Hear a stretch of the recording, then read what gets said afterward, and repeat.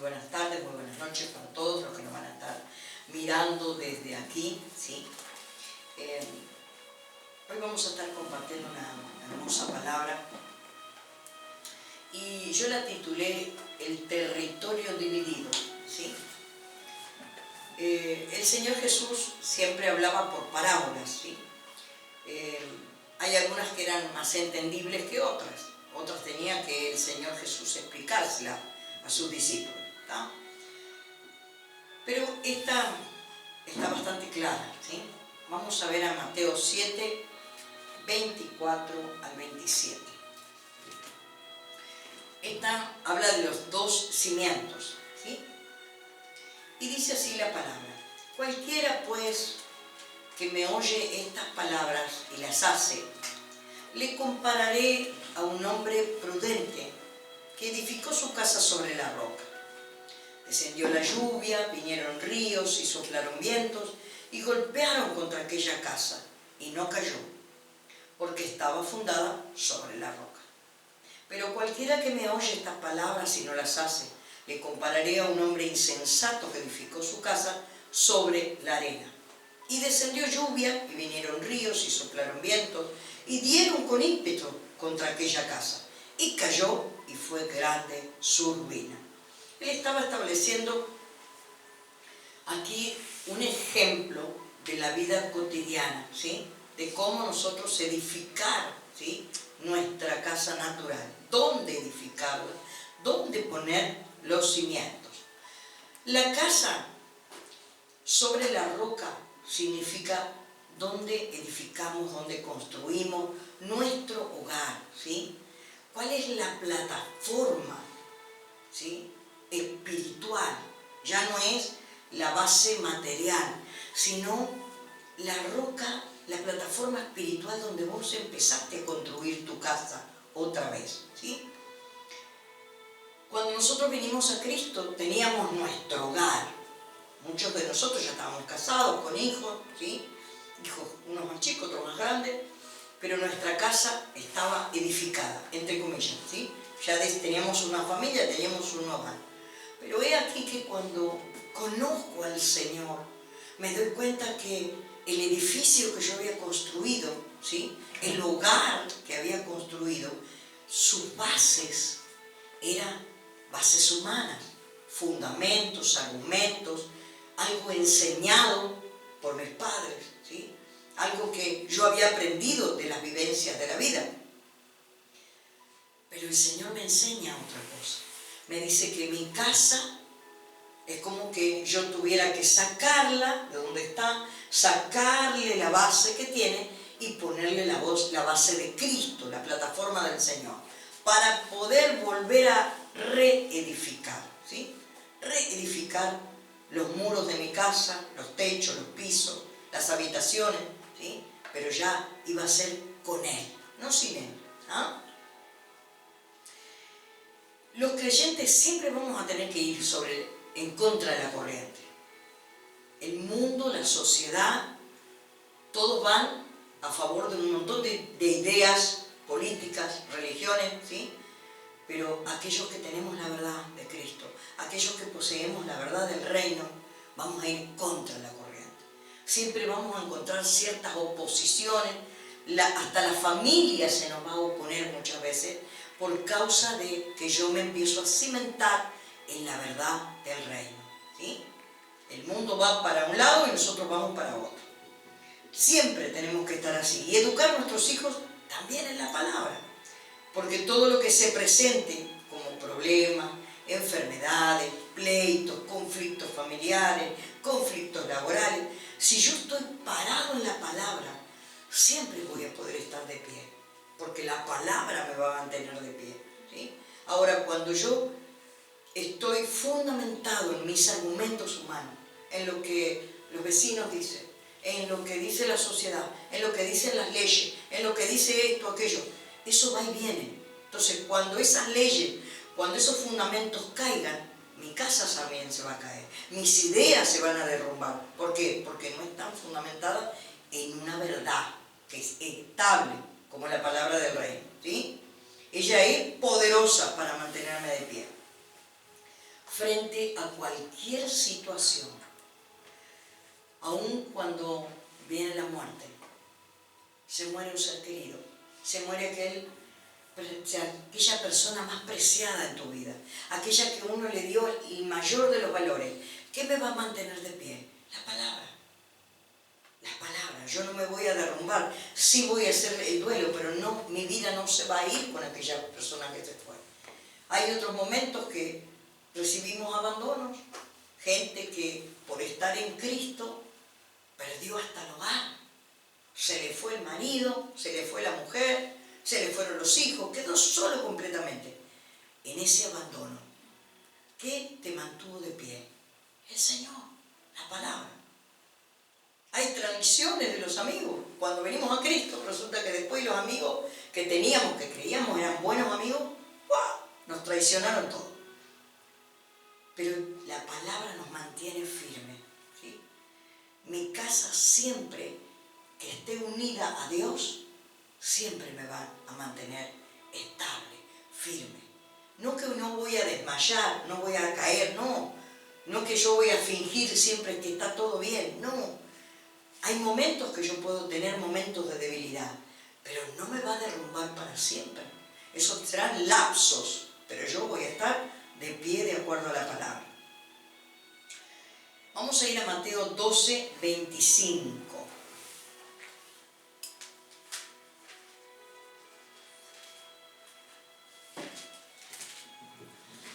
Ahí dice, sabiendo Jesús los pensamientos de ellos, le dijo, todo reino dividido contra sí mismo es asolado, y toda ciudad o casa dividida contra sí misma no permanecerá. Este pasaje nos habla de Satanás, porque Jesús le estaba dando el ejemplo a ellos, porque le decían que él liberaba por el dedo de Belcebú, no por Dios. Entonces, él sabía lo que estaban pensando. Entonces él le dice, todo reino contra sí mismo, Satanás no puede dividirse contra sí mismo, Satanás no puede echar a otro demonio, ¿sí? Esa no permanece, esa casa. Ahora, acontece en todos los órdenes de nuestra vida lo mismo, ¿sí? Mi vida tiene que estar sujeta a la unidad con el Señor y con el Espíritu Santo. O sea, hay algo en lo cual el día que el Señor me amó, el día que yo recibí el amor de Dios, el día que yo entregué mi amor hacia Él, se hizo una unidad con el Espíritu, una unidad con el Padre y con el Hijo, ¿sí? Entonces, mi casa, mi vida no puede estar dividida, ¿sí? Yo tengo que estar con el Señor. Pero en el hogar también es así, ¿sí? Ahora hablamos de lo natural, eso era la vida espiritual.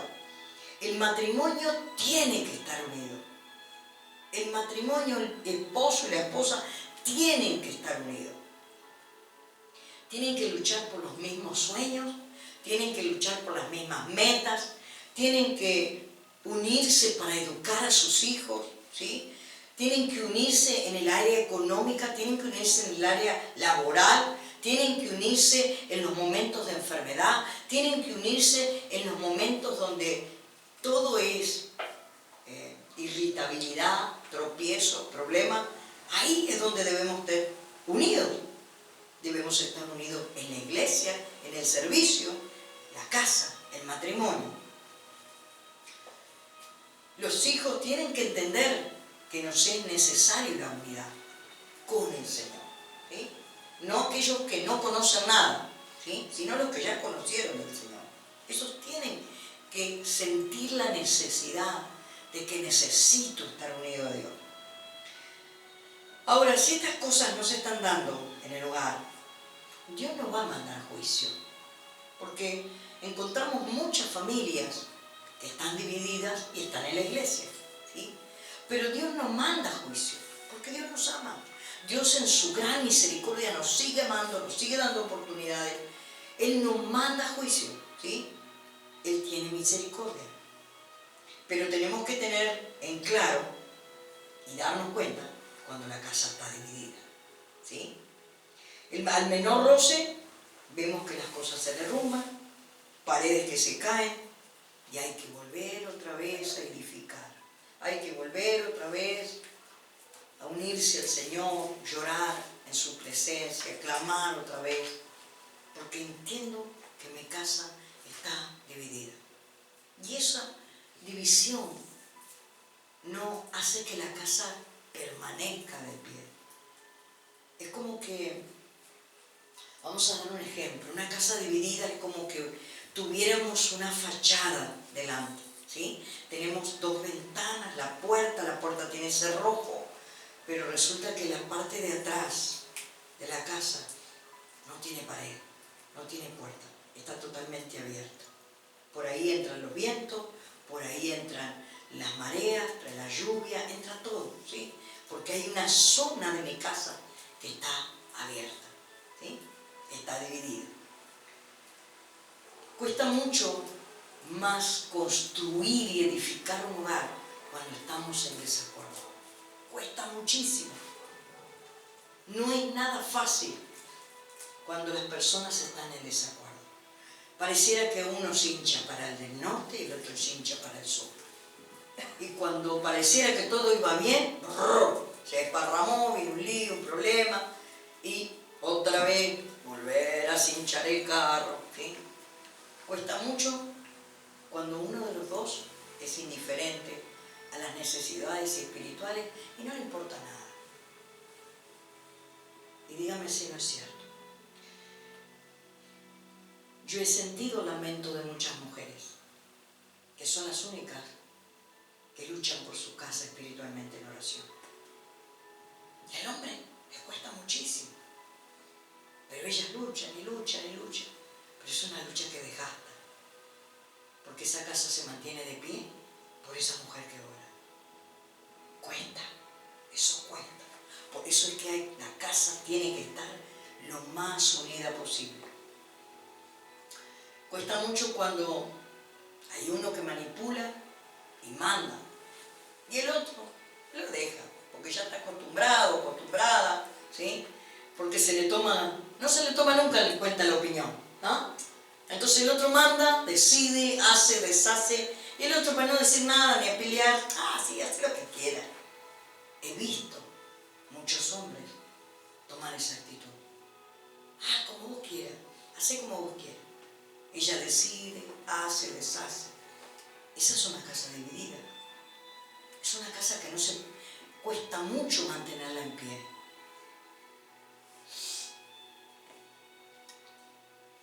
Cuesta mucho más construir cuando tienen opiniones diferentes a la hora de educar a los hijos.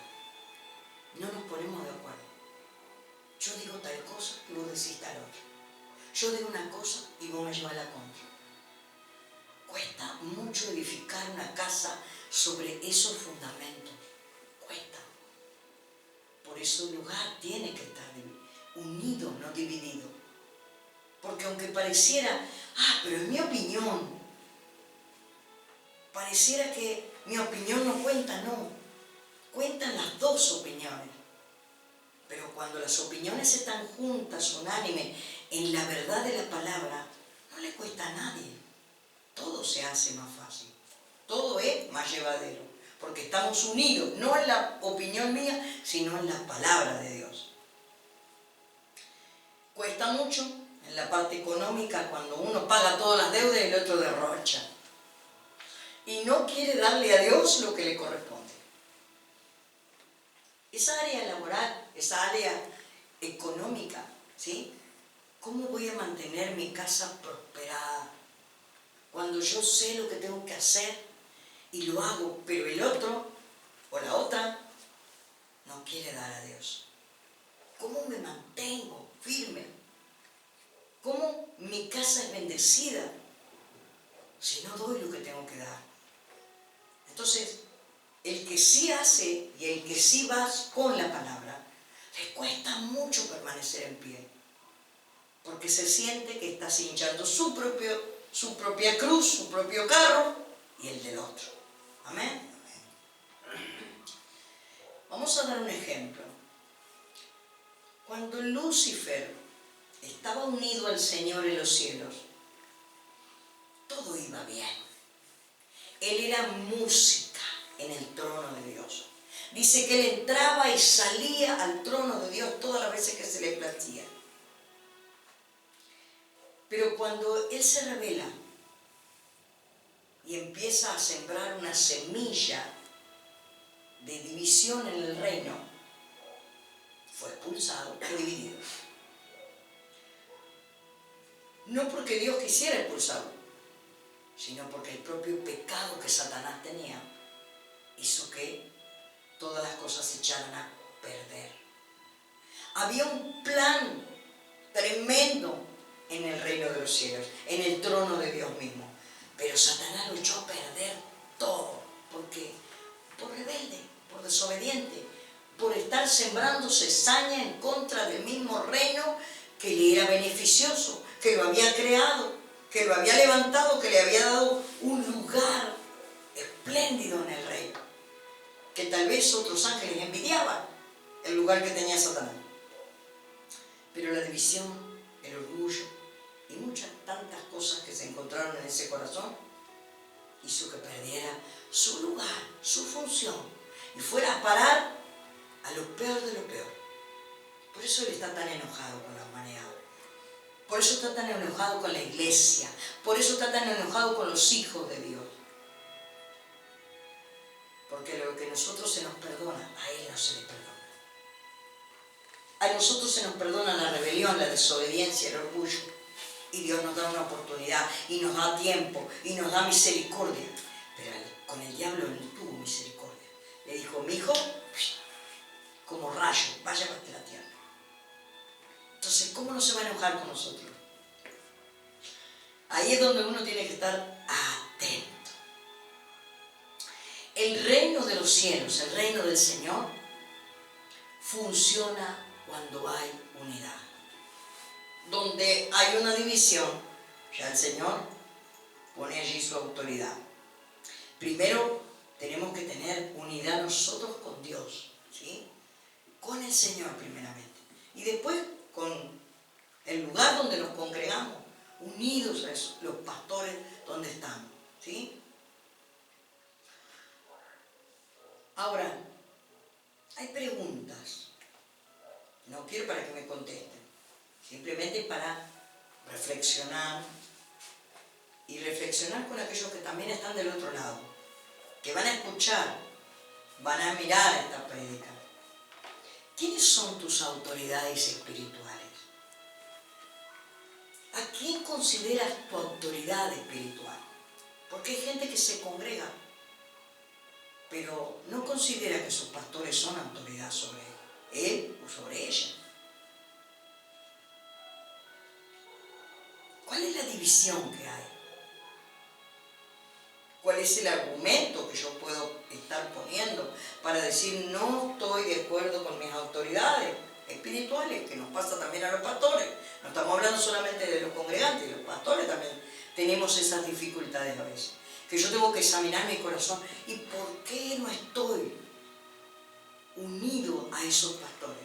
A esa plataforma o esas coberturas que uno tiene, ¿no? ¿Cuáles son los motivos? Y cuando yo encuentro los motivos, pero no los quiero corregir, empiezo a pasar a un nivel mayor de separación. Y eso es peligroso, tanto para nosotros como pastores como para los creyentes. Cuanto más yo me doy cuenta de mis imperfecciones y no las quiero corregir, más es mi nivel de separación, de división. Ahora, vamos al hogar. ¿Quién tiene la autoridad en tu hogar? ¿Quién dice la última palabra? ¿A quién se le obedece? ¿Al marido? ¿A la mujer? ¿O a los hijos? Y bueno, para saber. Porque al que se le obedece, ese es el que tiene autoridad. Y si el que se le está obedeciendo no tiene la capacidad ni la habilidad para cimentar una casa en Cristo, no puede mandar, no puede tener autoridad, no puede dirigir el hogar. Porque el hogar se cimenta en la palabra. ¿Me va siguiendo?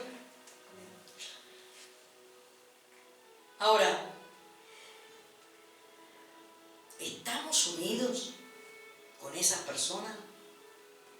¿O le llevamos la cuenta? Todo el tiempo, hasta que se cumpla mi voluntad. Y no hablo el ejercer la voluntad en la palabra, porque a veces podemos ser tenaces, insistentes en que la palabra de Dios se cumpla en mi casa, ¿sí? No, hablo cuando es mi voluntad la que yo quiero ejercer, lo que a mí me gusta, lo que yo quiero. Entonces imponemos argumentos. Esa casa no está cimentada en la roca que es Cristo.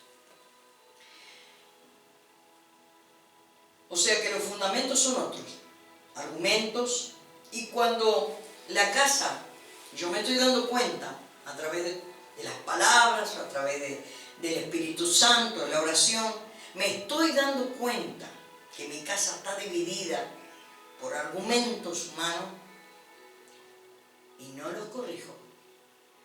Estoy pasando a otro nivel de división en el hogar. Peligroso también. No solamente peligroso con el Señor, ahora peligra mi casa, peligra mi matrimonio. Porque mi matrimonio sigue dividido y paso de nivel en nivel y las divisiones se hacen cada vez más fuertes. Porque las veo y no las quiero corregir. Ahora, lo bueno es volvernos sobre nuestros pasos. Lo bueno es que tenemos la oportunidad todos los días de volvernos a corregir, a tomar el rumbo donde las cosas empezaron a ir mal.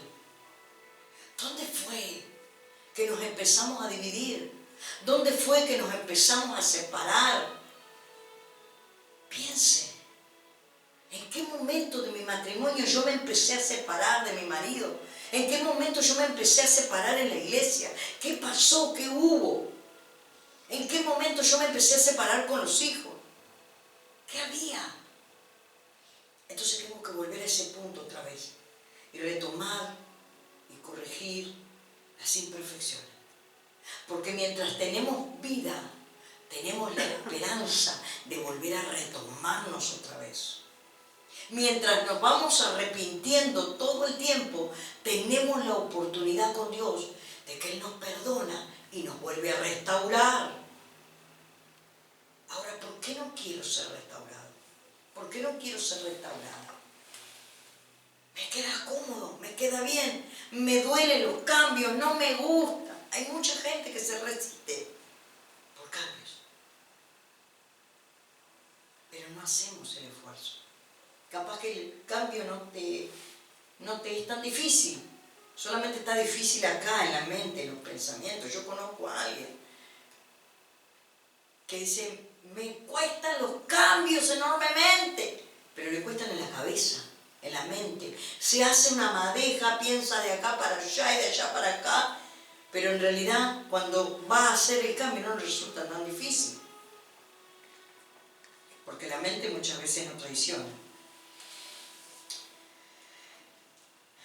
Tengo la necesidad de volver a edificar correctamente.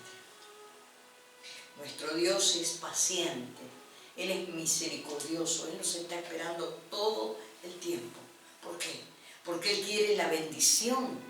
Él quiere entregar su bendición hacia nosotros. Él quiere entregar su bendición a la iglesia, su bendición a los matrimonios, su bendición a los hijos. Él no está pensando en las pérdidas, está pensando siempre en ganancias con nosotros. Los que nos derrumbamos somos nosotros. Pero Él no nos ve así. Él nos ve la obra acabada, terminada, mejorada, transformada. Por eso Él espera a que sea, ¿cuál es el día en el cual yo te voy a ver así? Su esperanza no muere como la nuestra. Él no traerá juicio, se lo vuelvo a repetir. Nunca traerá juicio, a no ser que por alguna causa. Pero sí puede traer disciplina al Señor. Eso sí, no me trae juicio, pero me trae disciplina. Y vamos a ver un versículo donde habla de eso. En Hebreos 12:3.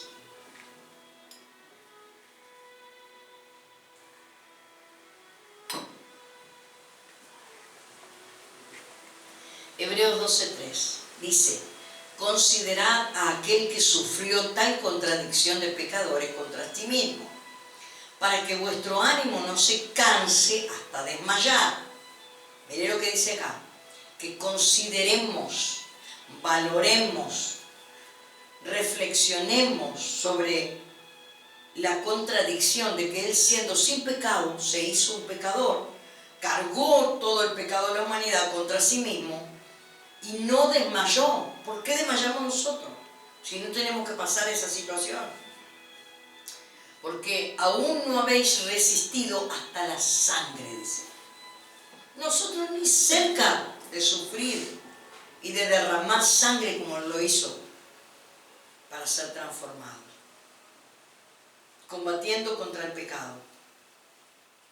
¿Alguna vez en mi oración o en tu oración contra algún pecado que tenés, has derramado sangre?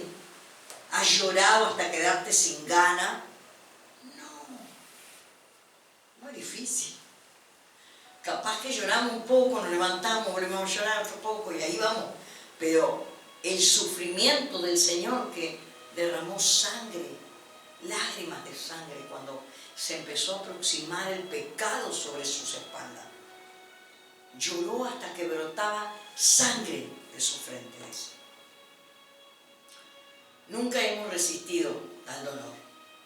Dice el 5: y habéis ya olvidado la exhortación que como a hijos se os dirige diciendo: hijo mío, no menosprecies la disciplina del Señor, ni desmayes cuando eres reprendido por Él. Porque el Señor, al que ama, disciplina y azota a todo el que recibe por hijo.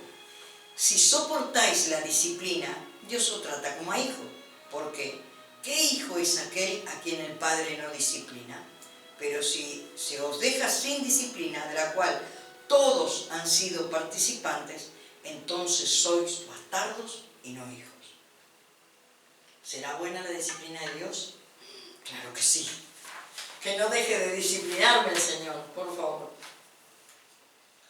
Ni a usted tampoco. Porque el día que el Señor no nos discipline, yo dejé de ser su hijo. Quiero contarle un testimonio. En mi experiencia, ¿sí?, como mamá,